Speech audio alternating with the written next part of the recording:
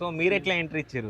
మేము అందరం ఫస్ట్ ఒకటేసారి అపార్ట్మెంట్ అయినాం. ఓకే. అప్పంచలు వివిధ దాంట్లో చేసుకుంటూ ఉంటా అంటే అందరూ అనుకోకుండా ఒకసారి చేద్దాం సింగరేణి పేరు మీద ఓ మీరందరూ కలుస్తూ ఉంటారా? సిట్టింగ్ అవి ఇవి అన్ని నడుస్తాయా? అన్నీ నడుస్తాయి. ఓకే. చిన్నప్పటి నుంచి అంతా ఒకటే దగ్గర. ఓకే. మేము వేరే వేరే యూనియన్లలో ఉన్నా కూడా ఈ సేవా కార్యక్రమాల చేతిలో అందరం ఒకటే మాట మీద ఉండి కరెక్ట్ చేసుకుంటూ ఉంటాం.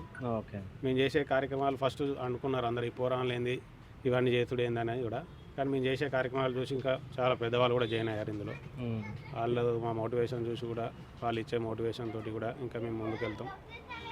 ఎప్పటికీ ఇట్లానే ఉండాలని కూడా తరపున కూడా చూడాలి. ఓకే అన్న మీ పేరు?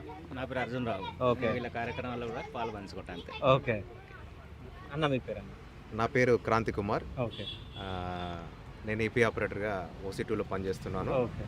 సింగరేణి యువబలగము మా మిత్రులందరం కలిసి మేము స్టార్టింగ్లో ప్రారంభించినప్పుడు ఏ విధంగా అయితే ఇది సక్సెస్ అవుతుంది, ఎట్లయితే దీన్ని కొనసాగించవచ్చు అనే ఒక ఆలోచన చేసి మిత్రులందరం కలిసి నెలకు 100 ఆపదలో అండ అని చెప్పేసి ఒక నినాదం తీసుకొని మస్తు చెప్పారన్న మళ్ళీ ఒకసారి. నెలకు 100 ఆపదలో అండ ఓకే అని చెప్పేసి మీ అందరం కలిసి కూర్చొని ఎవరికి కూడా భారం కావద్దు. 100 రూపాయలు అంటే ఒక 10 మంది కలిసి ఛాయ్ తాగితే ఒక 100 రూపాయలు అవుతున్నాయి.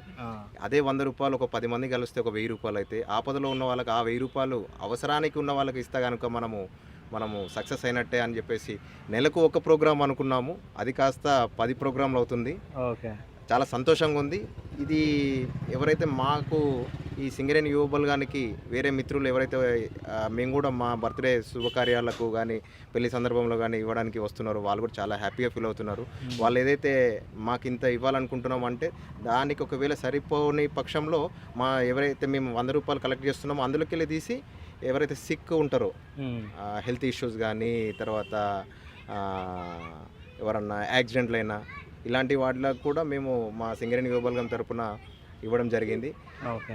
ఈ సింగరేణి యువ బలగము స్టార్ట్ కాకముందుకు మా మిత్రుడు ఎన్జిఓలో చేశాడు.